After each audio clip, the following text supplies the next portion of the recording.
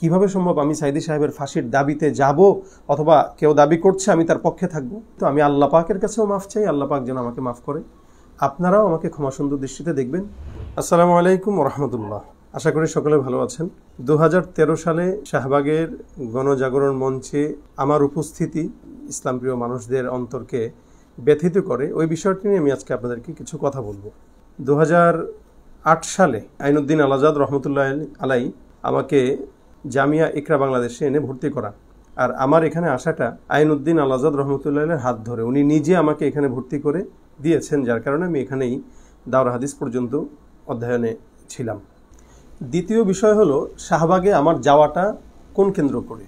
দেখুন, আমরা জানি বাংলাদেশে আমরা যারা কওমি মাদ্রাসায় পড়েছি, তারা আমাদেরকে যে কোনো জায়গায় নিয়ে যায়, যে কোনো একটা সমাবেশ, যে কোনো মিছিল, ছাত্ররা থাকে, ওস্তাদরা তাদেরকে নিয়ে যায়।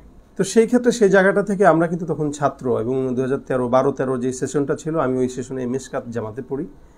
আমাদের কাছে কিন্তু তখন মোবাইলও আমরা মাদ্রাসায় চালাতাম না, ফেসবুক তো প্রশ্নই আসে না, আমরা সম্পূর্ণটাই মোবাইল ব্রাউজার এগুলোর বাইরে ছিলাম। তা হঠাৎ করে আমাদের ওস্তাদরা একদিন বললেন যে চলো আমরা একটা মানববন্ধন করব, সংবাদ সম্মেলন করব, তোমরা আমাদের সাথে চলো। আমাদের সব ছাত্ররা মিলে আমরা তখন ওই জায়গাটায় ওস্তাদের সাথে যাই। আমরা কোথায় যাচ্ছি, কেন যাচ্ছি, বা আন্দোলনটা কি, তখনও কিন্তু আমরা এই আন্দোলন সম্পর্কে ওয়াকিফাল না। আমি মাওলানা ফরিদ মাসুদ সাহেব হুজুরের পিছনে দাঁড়ানো ছিলাম, অনেক ভিড়ের ভিতরে আমরা ছিলাম। তা হুজুর বক্তব্য দিচ্ছেন, এগুলো তখনও ওভাবে আমি খেয়াল করিনি, অনেক পরে খেয়াল করেছি। আপনারা ভিডিওতে এটাও দেখে থাকবেন যে আমি সাইড পরিবর্তন করার চেষ্টা করছিলাম, এবং কি আমাকে ওখানে একটা সঙ্গীত গাওয়ার জন্য মোটামুটি জোর করা হয়েছিল যে একটা সঙ্গীত তুমি গাও। কিন্তু আমি ওখানে যাওয়ার পরে যখন ওদের পরিবেশ দেখেছি, তখন সাথে সাথে আমার মাথায় চলে আসছে, না এখানে তো আসাই ঠিক হয়নি, সঙ্গীত গাওয়া তো দূরের কথা। এবং এটা ছিল শাহবাগের ওই আন্দোলনটা শুরু হওয়ার কিছুদিন পরেই।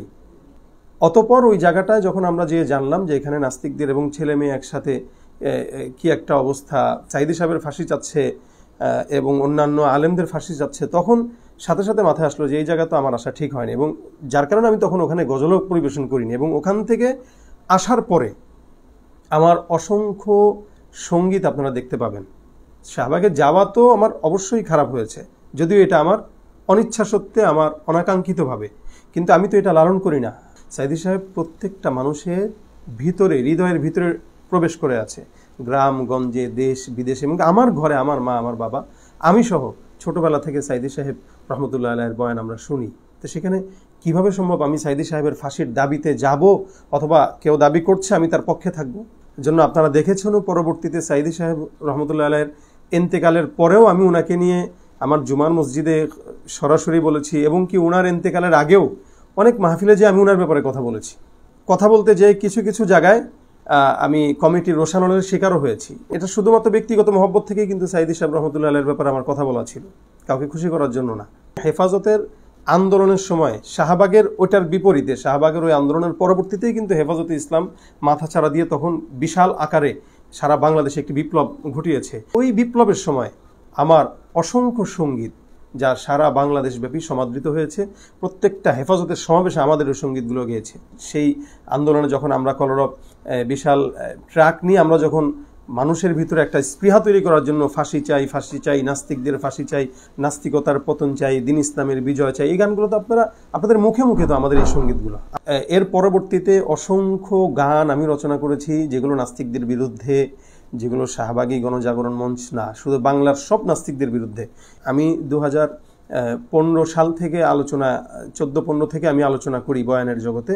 এই পর্যন্ত প্রত্যেকটা বয়ানে আমি নাস্তিকদের বিরুদ্ধে কঠোর অবস্থান নিয়েছি, এটা আপনাদের সামনে স্পষ্ট।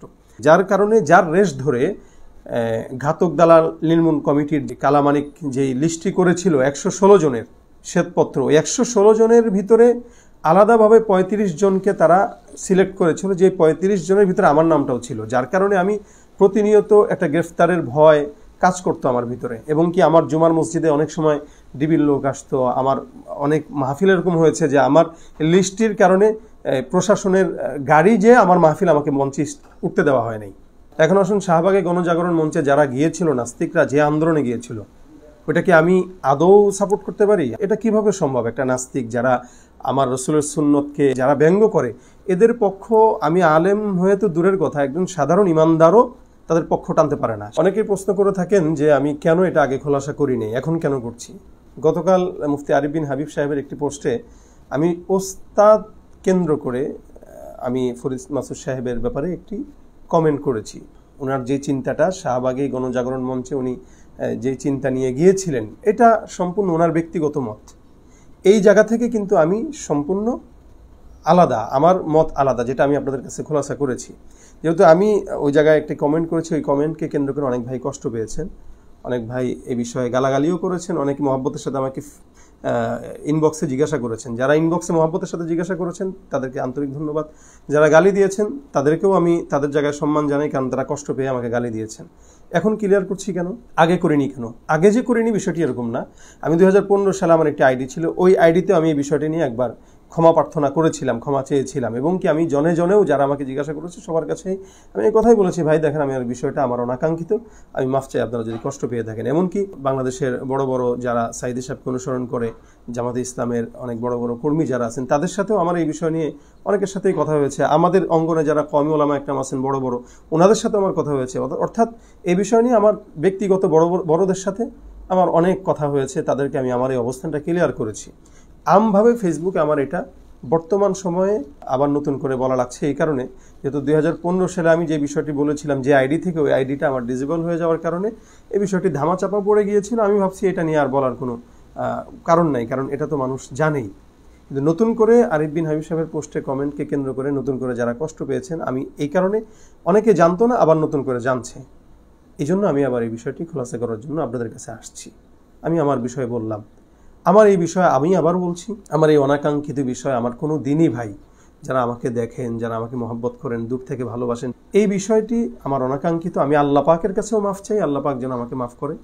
আপনারাও আমাকে ক্ষমা সুন্দর দৃষ্টিতে দেখবেন। কোনো সময় যদি আমার আবারও ভুল হয় আপনারা ধরিয়ে দিবেন, আমি নিজেকে শুধরে নেব। আপনারা ভাই হিসেবে ক্ষমা সুন্দর দৃষ্টিতে দেখবেন। আসসালামু আলাইকুম ওয়া রাহমাতুল্লাহ।